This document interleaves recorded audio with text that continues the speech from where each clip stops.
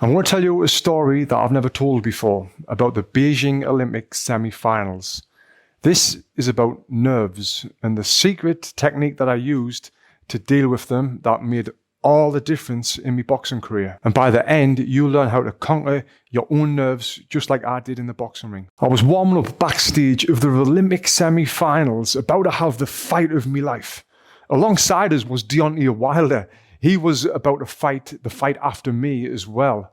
And then in the warm-up area, there was a big massive TV on the wall that was showing all the current fights that was happening in the arena with the low weight categories. But I wasn't focused on any of that. The only thing I was focused on was what I was about to do. This is a moment that I've been training 8 years for. If I win this fight that I'm about to have, it's going to guarantee us a space in the Olympic final and also guarantees an Olympic silver medal. I remember having a little moment and a thought popped into my head, just how crazy life is. 1 year earlier, I was standing on a greasy burger van, flipping burgers, trying to make money to be able to pay for me training. Now I'm here on the world's biggest stage, about to fight in front of millions of people. I'm representing the whole of Great Britain. If I stood still for just a minute, it would be very overwhelming. I was just 23 years old at the time, and I could imagine all of the millions of people at home sitting in front of the TVs. Maybe their hearts were pounding too, watching me, hoping that I'm going to win an Olympic gold medal for our country. So I was on my feet, I was walking around, doing some light shadow boxing. I had my all red kit on, me vest and me shorts. I was gloved up and, I was really feeling ready to go. And even though I was backstage, every now and then I would hear a huge cheer from the crowd, and I would quickly look on the TV on the wall and I could see the current fight. There was an exchange happening that had the crowd up on their feet. And then I was thinking, this is going to be me very soon. I'm going to be out there fighting in front of tens of thousands of people. They're going to be cheering. They're going to be booing. My heart was racing. It was beating so fast out my chest. I had to take some deep breaths to really try and control my heart rate. I didn't want to be burning so much energy with the excitement and the nerves before the fight. I was about to get in there and fight with Kenny Egan, who was 10 times Irish national champion. He was also 3 times European Union gold medalist. And I fought him 6 months previous to this fight that I was about to have. In that fight, he hit me so hard with the left hand, he cut my eye wide open. And because it was so close to the Olympics, my corner pulled us out of that fight, which meant he won the fight by stoppage. And when I was in the dressing rooms, and I remember the self-doubt was kicking in, thinking to myself, what if he hits me again with the left hand and cuts my eye open? What if he does something even worse and knocks me clean out on TV in front of millions of people, and I'm an embarrassment to the whole of Great Britain? It was tough. And these are the thoughts that was going through my head because I knew so many people were watching and I really didn't want to let them people down. Then what happened? A Chinese man came to the dressing rooms and said, "Jeffries, you're up next." Then my coach, Terry Edwards, come with me red Great Britain gown, put my arms in, put my hood up, fastened it, and he got me full attention, looking him directly in the eyes. And he said, "Tony, you're better than him. You've got this." I took a deep breath in, let it out, banged my gloves together and said, "Fucking come on." This was it. I was fired up. I was ready. I was confident. I was strong. I've trained my whole life for this moment right here. Then the Chinese man hurried us up and come on, it's time to go. So we followed him down into the tunnel area just before you'd go out to the ring. And as I walked out of them changing rooms, I started bouncing on my toes. I was banging my gloves together. I was feeling really confident. I knew I was going to get into the Olympic final after winning this fight. And the reason why I knew that is because I've been here before. I've fought in the Olympic semi-finals before. And I won. And I'm going to do it again. Now you might be thinking, what are you talking about? Well, I'm going to tell you exactly what I'm talking about. But first, I need to tell you what I seen when I walked into the tunnel before the arena, because this was something that I didn't expect. Because now I'm walking down with my coaches Terry and Nigel. Who do I see standing there, already there in the front of the tunnel? It was Kenny Egan, my opponent. He had his all blue kit on with his hood up, with his two coaches and a Chinese man who'd led him down to the tunnel as well. And at this moment, my confidence seemed to go a little bit. My heart started beating really fast. I could feel it like beating out of my chest. I wasn't expecting to see him here. This wasn't all part of my game plan or my preparation. So I took a few deep breaths, calmed my heart rate down. And while I was doing that, the Chinese man told me to stand behind him while we waited for the other fighters to come out of the ring so we could go in there. And that's what I did. Now, I was only standing behind him for a couple of minutes, but it really did feel like a lifetime. And at that moment, he turned and looked at us. And as he did that, I nodded and he nodded back at us. We showed each other respect. But while I was stood behind him, I started thinking, should I try and get into his head now? Should I do something crazy? Maybe start singing and being loud and cheery? Should I tell him I'm going to knock him out? Should I even push him and say, come on, let's go. I'm going to knock you out. I'm going to kill you. Start saying these sort of things. This wasn't me style, but I'm in the Olympic semi-finals. I've got this one opportunity to get into his head before the fight. And if I did this, maybe when we do fight, he'll start getting angry and make mistakes. Or maybe if I did this, it would help break his concentration and take him out of his game plan. So I was thinking, shall I do it? And I didn't. I bottled it. And then they called Egan to go to the ring. As he walked through the doors and they were announced representing Ireland, Kenny Egan, the crowd went wild. The noise was unbelievable. The people in the crowd had these inflatable sticks that they would bang together to make more noise. And bloody hell, they didn't half make some noise. And as I waited there, I hit my face a little bit, banged my gloves together, and I started feeling all my confidence coming right back. I've been here before. I've done this before. I'm going to do it again. And this was the trick that I learned from Olympic heavyweight champion Audley Harrison. And what it is visualization. This is a technique that he used to have success when he won the gold in Sydney in 2000. And this was the technique that I'd been using for some time. It was to really help control the uncontrollable.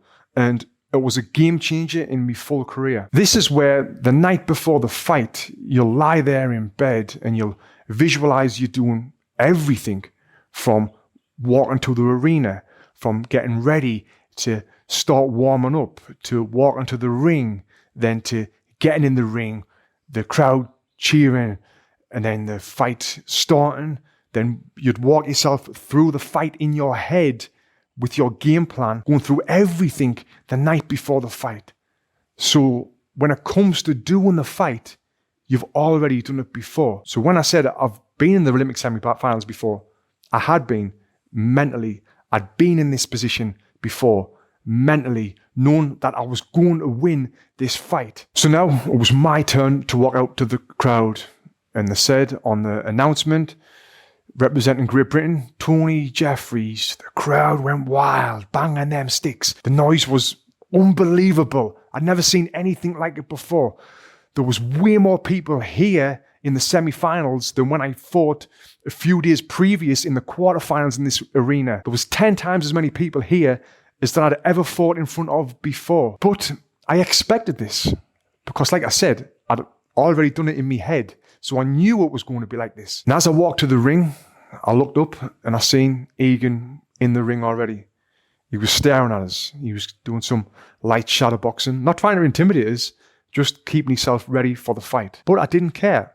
I was here to secure my place in the Olympic final. I'd already seen him doing this in my head as I walked to the ring. I continued to take my deep breaths and I had a smile on my face on the way to the ring like I always did, just to show my opponent I'm confident. And because I was taking these deep breaths, it was keeping my heart under control. And it wasn't long before I was in the ring and they announced my name again.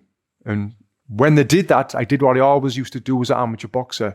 I'd go to the center of the ring and I'd bow to each one of the judges, put my hands up and then walk back to my corner. Then the bell rang. The crowd erupted again.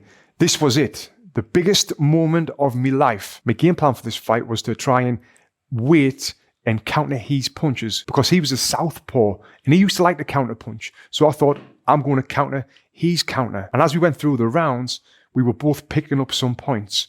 But the experienced Egan landed more punches than I did. And when I started trying to fire back them counters, I couldn't get there fast enough.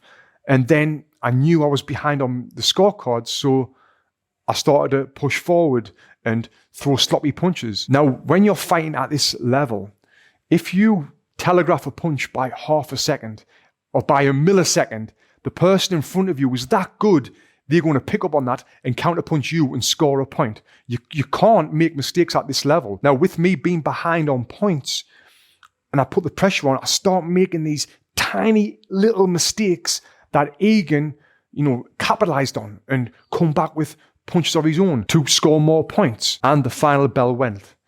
And this was it. Kenneth Egan went through to the Olympic final and I settled with a bronze medal. Now you might be thinking, Tony, everything you've just told me about visualization, it didn't work because you didn't win the fight. But let me tell you, it did work. In all my fights, building up to this moment, going through the qualifiers, getting to the Olympics, to get into the semi-finals, I used this visualization technique. And that's what helped us secure that bronze medal.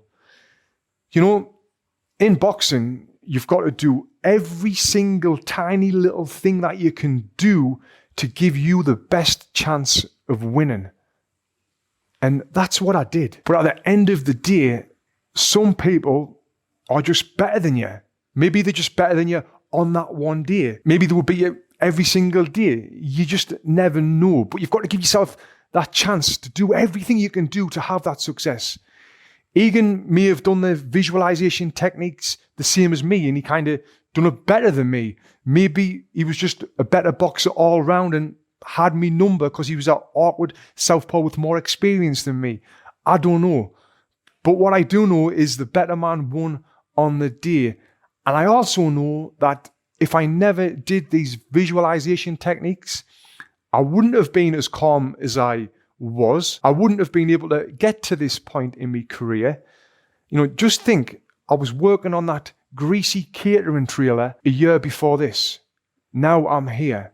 What makes the difference? Well, what makes the difference is them little 1% here and them 1% there. If you can be 1% better at one thing, then another 1% better at another thing, then another 1% better at another thing, you've just made yourself 3% better. Whether you're stepping into the ring to spar or to fight, maybe you've got an exam at school, maybe you've got a board meeting that you need some mental focus for, whatever it is that might be giving you anxiety, might be giving you that nervous feeling that you might be worried about. I guarantee you, if you do the visualization, it will help you because you've already done it mentally in your head. Now, reflecting back on the journey from the burger van to the Olympic ring, this has taught us more than just boxing.